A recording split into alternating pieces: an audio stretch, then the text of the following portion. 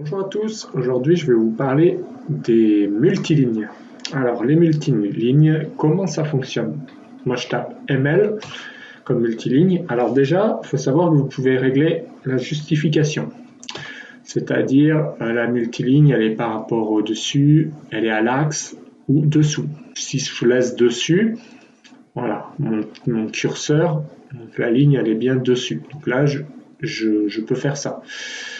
Ensuite, on peut régler, si je retape multiligne, l'épaisseur, donc l'échelle. On tape E, espace ou entrée.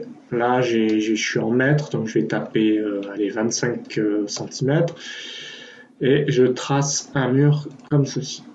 Et je viens boucler ici. Voilà, on peut aussi clore, mais là, ça va clore ici. Donc je le fais pas. Donc si je retape multiligne, il y a aussi le style, donc ça je ne touche pas forcément. Après, vous pouvez régler le style des multilignes. Donc là, je suis en standard. Après, on peut en faire des nouveaux, c'est-à-dire qu'on peut rajouter des axes. Enfin, on peut faire, je vais vous montrer vite fait.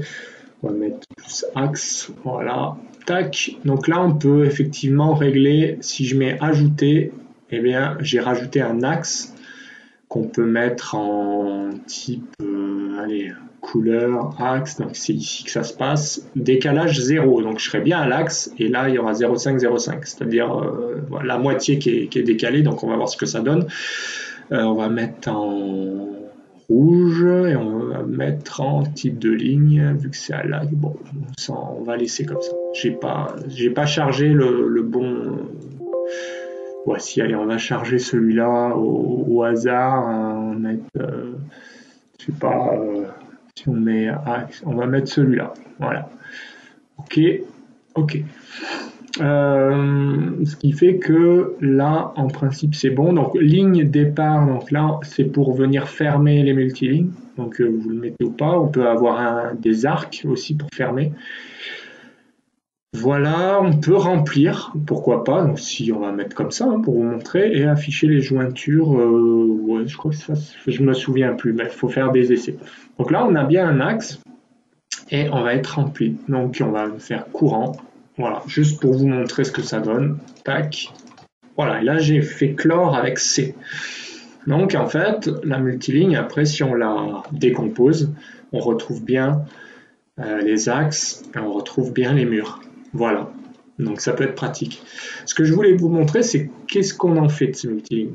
Les multilignes, moi, personnellement, je les utilise pour les fondations, parce que c'est pratique, vu que c'est toujours à l'axe. Donc on peut venir modifier après coup, par exemple, si on met 0, là, mais on va dire que, voilà, je peux donner une échelle, donc 0,5, puisque je suis en mètres. D'habitude, je travaille en centimètres, mais là, j'ai ouvert un gabarit vierge.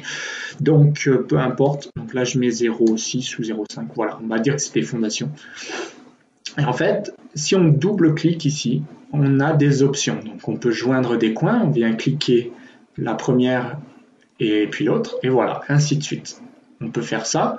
On peut également lui dire que ici, finalement, si ça continue, je double-clique et là, on va faire donc soit fermé, soit T ouvert. Dans ce cas-là, on fait ça.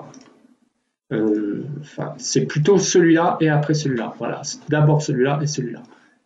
Et là, du coup, je suis venu joindre mes multilignes. Donc, c'est très pratique dans le cas des fondations parce qu'on sait que ça peut changer. Et après, on peut décomposer à tout moment. Voilà pour les multilignes. J'espère que ce tuto vous a plu. Si c'est le cas, n'hésitez pas à vous abonner à ma chaîne en cliquant en bas à droite. Moi, je vous dis à bientôt. Salut!